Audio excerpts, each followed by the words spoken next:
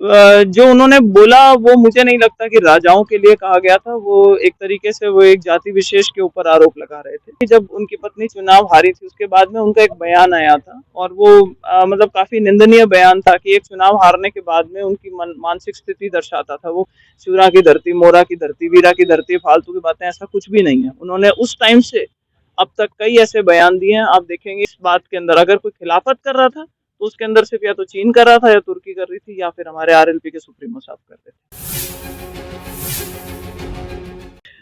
देखिए भाजपा इसमें सिर्फ एक इसको जनता में जागरूकता लाने के लिए एक बैकग्राउंड के अंदर एक भूमिका निभा रही है।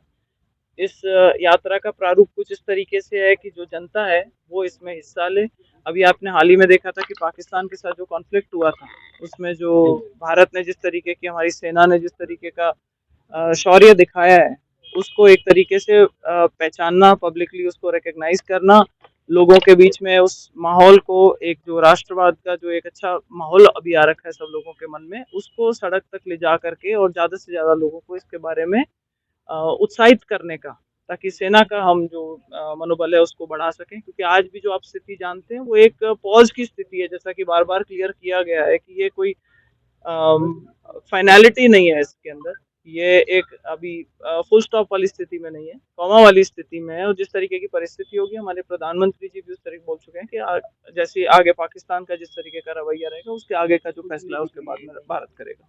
सर, ये बेनीवाल जी जो है इसको लेकर विशेष सत्र संसद में बुलाने की मांग लगातार कर रहे हैं और साथ में ये भी कहा कि छोटे पार्टियों को बुलाया नहीं गया सर्वदलीय बैठक के लिए।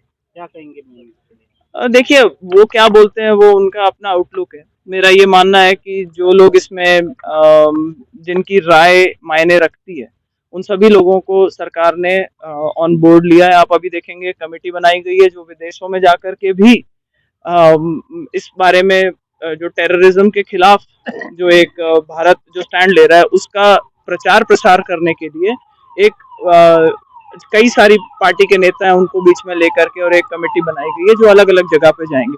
तो आप देख सकते हैं कि इसमें कोई पार्टीबाजी की बात नहीं है। बेनीवाल जी को तो सिर्फ अपनी टीआरपी चाहिए होती है, इस वजह से वो इस तरीके की बात कहते हैं। और अभी आप देख रहे हैं पीछे तो अनर्गल कई तरीके के उनके बयान आए हैं।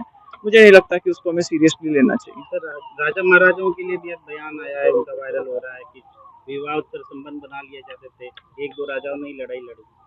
जो उन्होंने बोला वो मुझे नहीं लगता कि राजाओं के लिए कहा गया था। वो एक तरीके से वो एक जाति विशेष के ऊपर आरोप लगा रहे थे।